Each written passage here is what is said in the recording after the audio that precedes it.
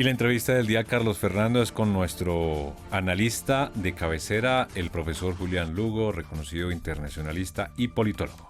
De la Universidad Externado y quien ha laborado en diferentes universidades y por supuesto nos colabora en estos temas de la historia y a recordar la importancia, con las muy buenas tardes, profesor Lugo, bienvenido a Casa de Nariño en Línea, de la Constitución de 1821. ¿Por qué es tan importante hacer esta conmemoración del bicentenario de esta importante firma histórica en el país? Bienvenido.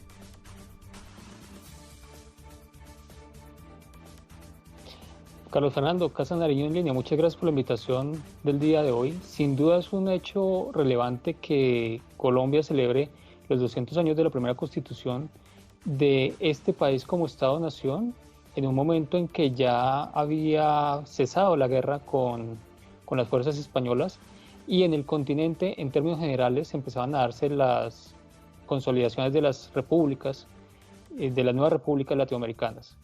La Constitución de Cúcuta, o la que celebramos hace 200 años, es sin duda una constitución muy liberal, muy innovadora, muy progresista para la época, e incluso hoy se mantienen vigentes muchos elementos que resultarían bastante progresistas. En ese orden de ideas, es un hito importante en la historia de nuestro país y que mantiene hoy importantes raíces, importantes resultados para la convivencia y para la estructuración de nuestro Estado.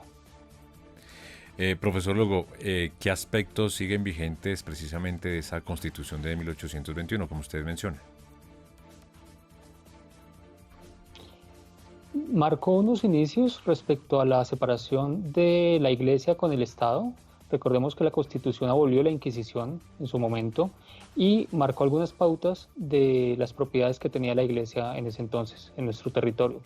Segundo, dio inicio a la abolición de la esclavitud de forma gradual.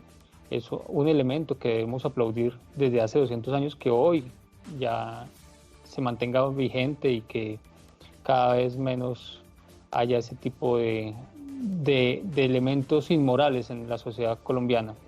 Asimismo, plantea desde hace 200 años la estructura del poder político en nuestra nación respecto a la presidencia, la vicepresidencia, el periodo que tenían estas personas en ese momento y asimismo la representatividad que tendrían los diferentes departamentos en la constitución de la nación a través del Congreso. Ságira, le escucha al profesor Lugo. Profesor Lugo, esta constitución de 1821 que fue integrada por Venezuela, por Ecuador y que hoy hace parte de nuestro país, ¿considera usted que fue visionaria esta constitución que integró y que ha trabajado con la región durante estos 2 siglos? Bueno, sin duda es un elemento de integración significativo para lo que en su momento pudo haber sido un gran proyecto nacional y un gran proyecto de Estado. En su momento Cundinamarca, Venezuela y Quito, para ser más exactos, toda vez que esa era la denominación de nuestros territorios en ese entonces, sería un experimento muy ambicioso si lo hubiéramos logrado consolidar por más tiempo y realmente hubiéramos tenido una mayor integración. Pero sin duda es un hecho histórico que vale la pena resaltar en estos momentos cuando justamente tenemos serias diferencias con los vecinos, dado el sistema político y dado las circunstancias dictatoriales que se presentan en el vecindario. Aún así, históricamente era importante que por primera vez después de la revolución, después de las guerras, después de la separación de la corona española, se establecía que las leyes estaban por encima de los gobernantes y las leyes estaban por encima incluso de los libertadores. Un elemento muy significativo, un elemento muy importante. Y por otro lado, constituía un elemento de representatividad dentro de la República que daba importancia a las diferentes regiones indistintivamente si tenían un peso económico o un peso industrial. Todos eran iguales en ese momento como regiones y tenían una representatividad muy importante. Entonces son elementos significativos que vale la pena recabar y retomar en estos momentos de discusión política y de memoria histórica. Profesor Lugo, ¿qué llevó al fin de la Gran Colombia? ¿Tal vez las dificultades en las comunicaciones en esta vasta región entre los tres países? Por un lado, había serios problemas económicos en la colonia. Segundo, la comunicación, como usted muy bien lo señala, no era fácil. Incluso tengamos en cuenta que los diputados o los senadores que tenían que asistir a esta convención constituyente en su momento no alcanzaron a llegar todos por la geografía, por las dificultades propias del terreno.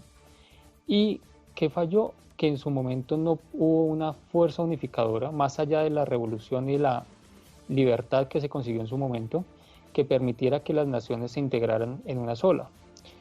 La muerte del Libertador, sin duda, pero además las fricciones o disputas internas entre los grupos que hicieron parte de la revolución y de la liberación de estos territorios no permitieron que se construyeran proyectos políticos a largo plazo que integraran las diferentes naciones y que facilitaran una consolidación.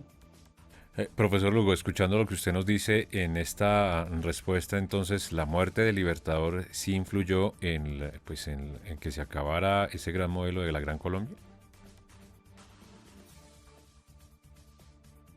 Desde mi perspectiva, sí. Sin duda, el fallecimiento del Libertador dejó un vacío de poder.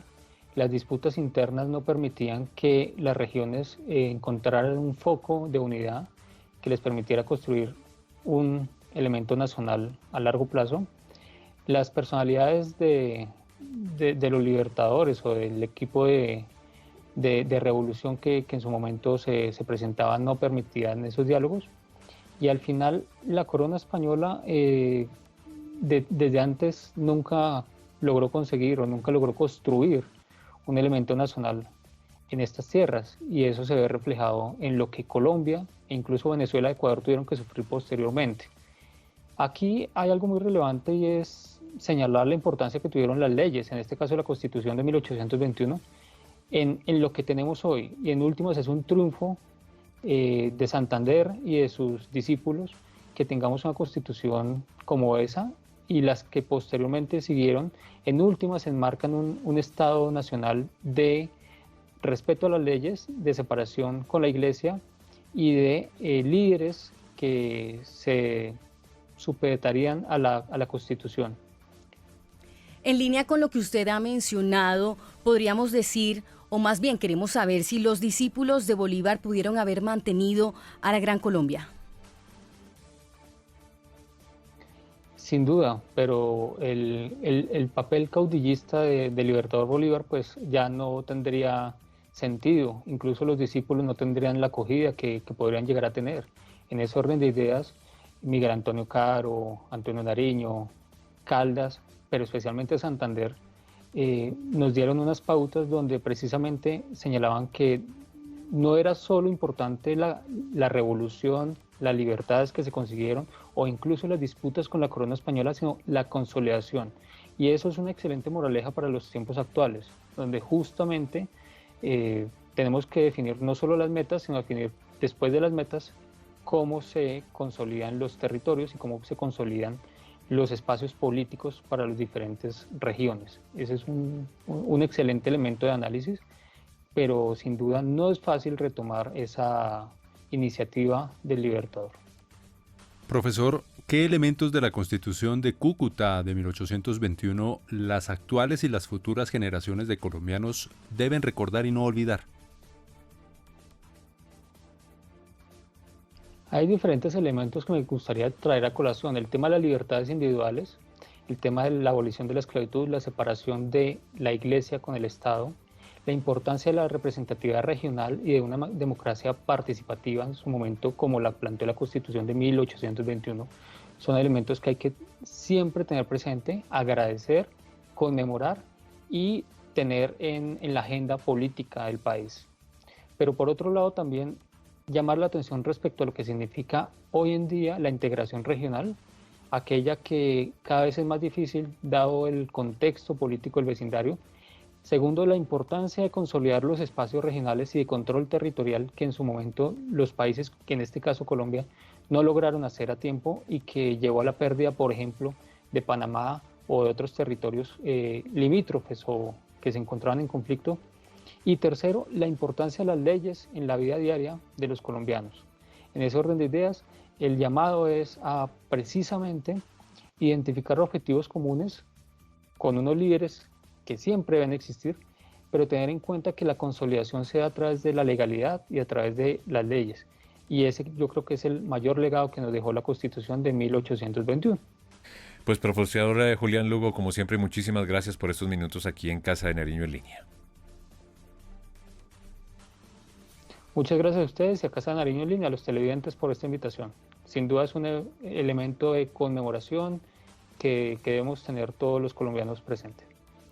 Pues Carlos Fernando, gracias al profesor Lugo. Seguimos haciendo pedagogía sobre esta importante cita con la historia, fecha histórica. Insistimos, no todos los años, no todos los días cumplimos 200 años de un hecho histórico. De una constitución. Y de la primera que tuvimos en Colombia. Y con elementos vigentes, como dijo el presidente, como lo escucharon en titulares y como lo dijo el profesor Lugo. Siguen vigentes. La separación, que luego se confirmó en el concordato de 1886 entre la Iglesia y el Estado, la abolición de la esclavitud, que empezó a trabajarse en esta Constitución, la libertad, la prosperidad y también la igualdad. Casa de Nariño en Línea.